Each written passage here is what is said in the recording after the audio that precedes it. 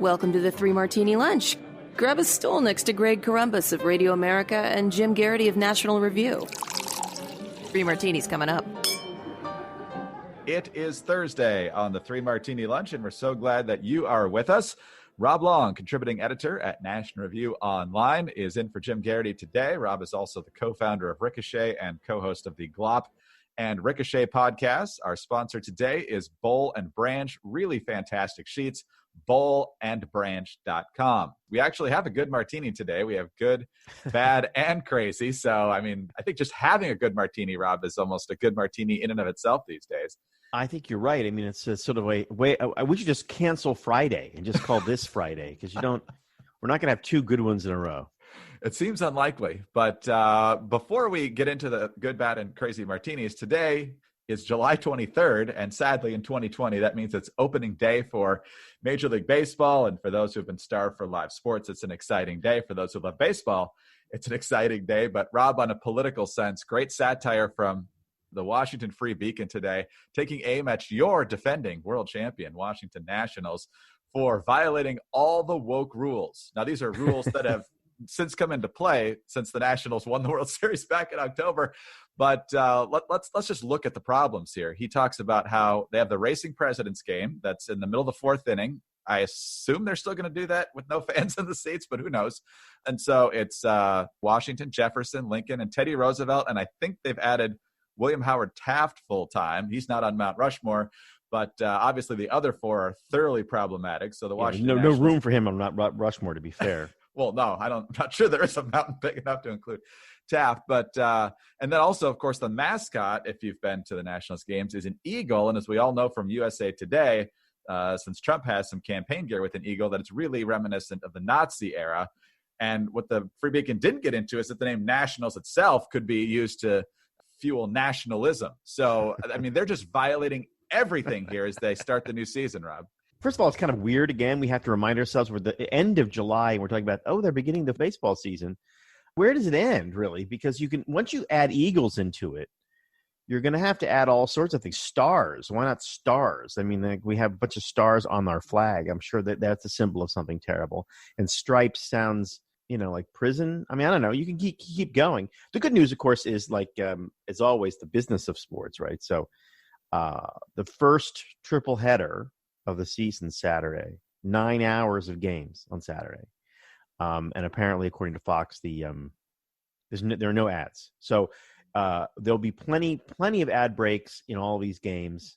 It'll feel just like a regular baseball season where every time you look at the TV, there's a commercial, giving you plenty of time to get on Twitter and complain about the iconography of baseball.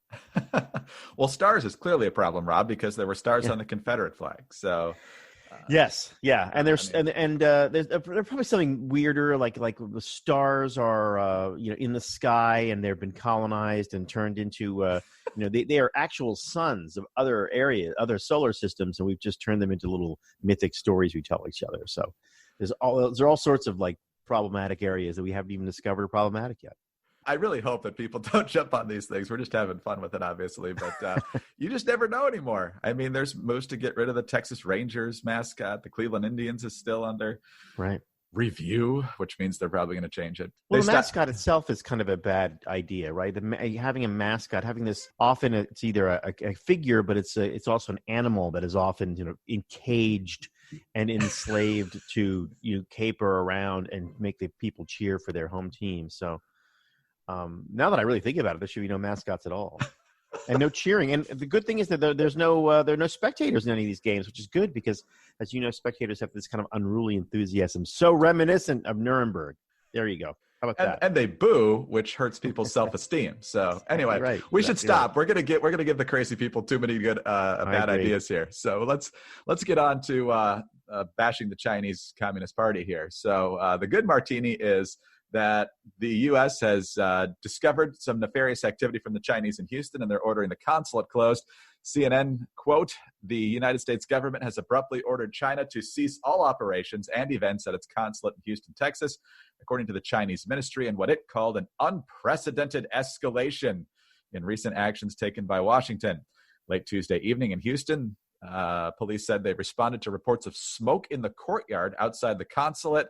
located on Montrose Boulevard in the city's Midtown area.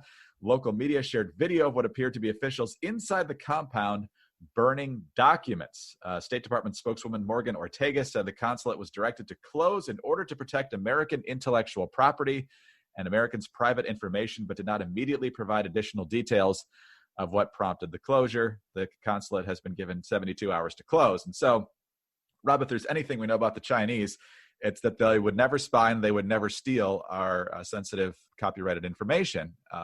So what's the impact of this? Is this good? I think it's good that the Trump administration is, making it known and making it known publicly that it's onto the Chinese and exposing once again how the Chinese is doing nefarious things. And if you throw that on top of all their deception about the coronavirus and so forth, it's part of an ongoing narrative. And obviously, Trump's going to be roundly condemned in some way for this by the media. But what's your take? Well, I think it's true. I mean, the weird thing is that everybody agrees that they do it. Everyone has complained that they do it. Every president, I think, since they started doing it, has complained about it and used it as a lever in various ways. The strange thing here is that I think you're right. We are going to have people say things like, well, I don't know why Trump is escalating tensions right now, as if that's how you judge how to take a stand against the theft of property and espionage. I'm glad he's doing something. My worry is that with all sort of many presidents and all policies with China in the past couple, 20, 30 years, it's been kabuki theater and I recognize the kabuki theater for all you woke listeners out there is Japanese, and I am getting them confused. More about that later. But sometimes it seems, kind of a show, a dumb show that they do to sort of teach everybody a lesson, to let the Chinese know that they're onto them. It's awfully hard to disentangle American research interests, academic research, and business from China at this point. There are, umpteen thousand Chinese students in this country studying, mostly STEM. There are umpteen Chinese nationals working here in American companies and tech companies and research companies. So it's going to be really hard to disentangle the roots. The most we can probably do is every now and then nip off a bud, which I think is probably what the Trump administration is doing. They've got their tentacles into everything, right? Yeah, So this is just the tip of the iceberg. So we shouldn't believe that we've suddenly solved the problem here. In fact, we're already seeing that there might be some suspect activity at the consulate in San Francisco. So, that would be surprising to me. That's the heart of Silicon Valley, of course. The question is whether you can demonstrate greater harm to American business interests and greater harm to American prosperity with this espionage than you can without it, without the relationships that have brought the espionage along. So that may be a really cynical point, but there is an argument sometimes being made that, well, with a strategic competitor like China, unlike the Soviet Union, which was, didn't produce anything. We weren't going to buy anything there. We had really zero economic exchange with them. Maybe this is just the price you pay. Well, Rob, as we've explained over the past week, and even when we were together back in June, there's no shortage of bad and crazy news. And so if you're going to deal with it as best as possible, you're going to need a good night's sleep. And that's where the good folks over at Boll and Branch come in. What do millions of Americans, and 3 former U.S. presidents have in common?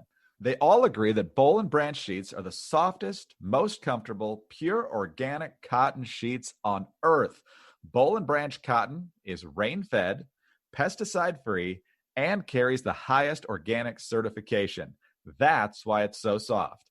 Now, one of the reasons that the founders of Boll and Branch, Scott and Missy, founded the company just a few years ago is because they were really disturbed by the working conditions forced upon cotton farmers in different parts of the world. And so they decided there's a better way to do this. And because they work with family-owned mills all over the world to expertly weave every set of Boll and Branch sheets with the highest level of craftsmanship, it's really quality that you can feel the moment you open the box. I have had these sheets for a couple of years now, and they get better and better and better with every washing. They really are amazing sheets. And in addition to that, there's something fun and easy and simple about getting sheets, ordering them on the web. It's so much easier than going into what I consider to be the worst place on earth, which is Bed Bath & Beyond. But the great thing about these sheets is that, I have a set that are maybe 3 years old, And they are soft. They feel great, and they feel like they feel like they're new, but they still have that kind of softness you get from laundering. These are really high quality sheets, and I love them. And it's one of those things where it's when someone wants to advertise on a podcast, you think, oh well, okay, great. These I want them to re-advertise, because every now and then when they re-up, they send you new stuff. I'm a huge fan. And since they sell direct to you, Boll and Branch sheets start at just $160. These are $1,000 quality sheets, really for a fraction of the price. Plus, you can sleep on them for a month risk-free. Right now, you can get another $50 off any sheet set at bollandbranch.com with promo code Martini. That's spelled BOLL and branch.com. Promo code Martini for $50 off. bollandbranch.com, promo code Martini. Restrictions may apply. See bollandbranch.com for details. All right, Rob, it's kind of municipal craziness with Police Week. Yesterday, we talked about Berkeley having unarmed civilian city employees pulling people over for random traffic stops. Now, Minneapolis is apparently on to plan C when it comes to public safety, because, of course, the police aren't the answer there, supposedly. And so then they were going to this alternative type of community security, or whatever they called it. And now that's falling apart as well. Minneapolis Star-Tribune: organizers of several Minneapolis crime prevention groups have temporarily stopped doing street outreach because they say the city hasn't paid them in weeks, even as gun violence continues to rise. The groups, including We Push for Peace and a coalition of ministers and gang members organized by the Reverend Jerry McAfee that helped guard Northside businesses during the riots that followed George Floyd's death, had been working with the city to combat crime, particularly in the 3rd and 4th police precincts. Under the direction of the Office of Violence Prevention, the group started patrolling some of the most troubled neighborhoods, talking to gang members and trying to diffuse tensions among rival crews before they erupt.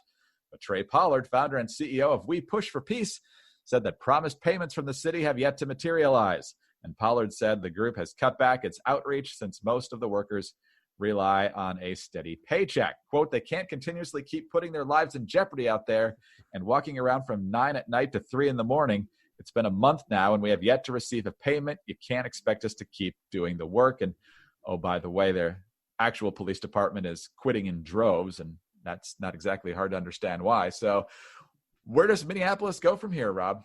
I mean, I don't mean to laugh when they say it's dangerous, but I just love the idea that the sort of amateur neighborhood patrolmen who thought it was really easy are like, hey, wait, it's dangerous out here. Hey, what happened? All of these experiments are the cycle now is so tight because it was a week ago, 2 weeks ago that they were screaming defund the police and everybody had these great ideas. This is how you can do it. This is how you can do it. And 2 weeks later, we're discovering that there are cracks in the resolve.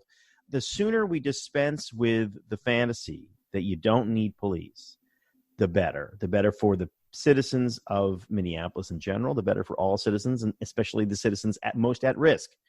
That doesn't mean we don't need to reform the police. It doesn't mean we don't need to have new solutions. But it does mean that the fantasy elements of this, the sort of Tinkerbell quality to a lot of these ideas, needs to get dispensed with quickly. And there's no way to do it unless they actually try. So there's no way to do it. And these organizations are going to be agitating until they're given the opportunity to do something and fail. And they're going to have to do it and fail. Unfortunately, that is probably the only way out, is for them to sort of like come back to the city council or whomever is making these decisions and say, it turns out that a policeman with the uniform and the gun and the whatnot, that's probably the best way to go. But nothing can happen until we actually have that experience. It's like word problems, right? You got to have a story. You got to tell people the story. You have to have the experience in order to really understand it. And we had lost the thread of the experience. Past month and a half, 2 months, we'd forgotten how we got here. I live in New York City. People had forgotten that the reason the crime went down and that the city became more livable was for reasons, and a lot of those reasons had to do with this terrible name people say, Giuliani and Bloomberg. That's the thing about hard lessons. You got to keep learning them, the same ones over and over again, and this is one of them. And unfortunately, people of Minneapolis are going to pay the price. Right, but I think you put your finger on the problem here. They have to keep learning the same lessons over and over again. And so to say that, well, I think we should probably reevaluate this whole defund the police thing is not going to be well received by the mob. And so I don't think well, they won't say that. the woke mayor there is not about to admit that. And so it's kind of like communism, right? No, the idea is right. It just hasn't been implemented correctly. And so some other city's going to do it and come up with the same horrible results. right? Yeah, I mean, we talked yesterday. Berkeley's going to try a version of this. Everyone's going to keep trying a version of this, and maybe look, there are probably some, in the end of this process, 2, 3, 4, 5 years from now, we'll be able to say, well, look, this was an actual reform, X or Y or Z. Actual reform was useful, but mostly the answer to all these questions has been more cops on the street, out of cars. And the effect of all these sort of riots and all this publicity and all these agitations has been to put fewer cops on the street, in cars. That's what's happening in Minneapolis. Just not getting out of their car. That is not a mystery. What happens then? What happens then is crime goes up. All right, let's get on to our super crazy martini, Rob, and let's welcome in former Vice President Joe Biden, who has decided that President Trump is the first racist ever elected president of the United States. Let's set the context here. He said in the context of China, Biden very upset that Trump still calls it the China virus. He says no other president's ever done that. Here's his outrage on that. No sitting president has ever done this. Never, never, never. No Republican president has done this. No Democratic president. We have racist, and they've existed. They've tried to get elected president. He's the first one that has. It's interesting that on the very same day, though, the guy who's blasting Trump for allegedly being a racist, Rob, said that this is not right because Americans can't really differentiate between Chinese and South Koreans. So I think some Chinese and South Koreans would beg to differ. So whatever you think of Trump on this issue, I think his blaming of China for at least deceiving us, if not much more than that, is certainly warranted. But let's talk about the idea that we've never had a racist president before. I would certainly spend most of my time talking about Woodrow Wilson, who's finally getting a little bit of cancel at Princeton. But I mean, this is a guy who resegregated elements of the federal government, who screened Birth of a Nation at the White House. I believe the first movie ever screened at the White House. Right, so that's nothing that's something that can never be changed. And just a guy who was horrible in so many different ways, particularly on these issues. I think he's the worst president we've ever had for a variety of reasons, some of which are unrelated to race. Joe Biden has distinguished himself with clumsy comments before, but his complete misunderstanding of history, I don't know who he's trying to appease here, but wow. Yeah, it's weird. It's like it's as if Joe Biden just was sitting around one day and thought, hey, wait a minute. I'm a crazy old man too. Why is the other crazy old man getting all the attention? And he thought he'd say something stupid and crazy. The Joe Biden strategy has been really flawless, which is to shut up. That is a very good strategy. It's a good strategy for all of us in life. Just shutting up is almost always the right thing to do. And even if it's the wrong thing to do, shutting up is an easy thing to fix. You just start talking. If it turns out you need to talk. So, this is a sign that if this campaign ever goes into another gear, which is unclear whether it will, thanks to the virus, it's going to be, as the kids say, lit, because you're going to have these two guys with tenuous grasp of reality who have a kind of an inability to form complete sentences, let alone paragraphs of thought. Saying insane things and topping each other sort of every other minute with some insane thing to say. The idea that, the irony is that by the standard, to go to the racist president thing, by the standards of today, right, it's hard to argue that there has ever been a president at all who wasn't a racist. And that includes JFK, that includes LBJ, that includes, maybe Obama gets away with it. He's the first non-racist president, but it certainly includes almost all the presidents that came before him. By the standards of, today, Thursday, those standards get stricter and stricter and stricter, and they're going to get a ever-widening circle. And in terms of actual presidents that you and I would think are just egregious and out of step with the times and should have known better, there's nobody worse than Woodrow Wilson. But unfortunately for us, the people on the right, we always said, if you're going to cancel somebody, why don't you cancel Wilson? And then they finally said, okay. Now we got to find another person that they got to cancel who's also egregious, but also one of their heroes. And it's this is not a fruitful exercise, but unfortunately it's one we're dedicated to. I'm not even sure that the left would give Obama a pass at this point. It's amazing how fast that they've decided, particularly in the early stages of the campaign, before Biden was we got to stop Bernie candidate, that they were very upset that, 8 squandered years, you guys weren't woke enough. And obviously Republicans have a very different view of those 8 years of how disastrous they were. But the fact that the left, who, had this guy as a matinee idol for a long time, decided that, he's yesterday's news and the Obama years. We can't go back to the Obama years. That's how we got Trump. And even on the left, you hear that stuff. So I'm not sure you get a pass anymore. That may be the canary in the coal mine. That's how you know you're burning out. You've lit too many backfires in the forest fire, and suddenly you're burning your house down. When when the fire comes all the way up to Obama and all the way up to 2012, 2016, that's when maybe it's time to stop the purges. I suspect that won't happen. I think they'll find other things to do. The irony about their criticism of Obama is that it's kind of correct that he is the reason why there was such a powerful backlash. It was arrogant, non-compromising, left-wing, elite push, and that's a hard thing to do in this country. This is a 51% country. All the things that people hate who are true believers in whatever faith they have hate about America is the thing that makes it great, which is you only get a C+ version of what it is that you want out of government because it's all watered down. You never get a good version, 100% version. You never get the pure version. It's always a C+, C- version of the ideologies that you demand.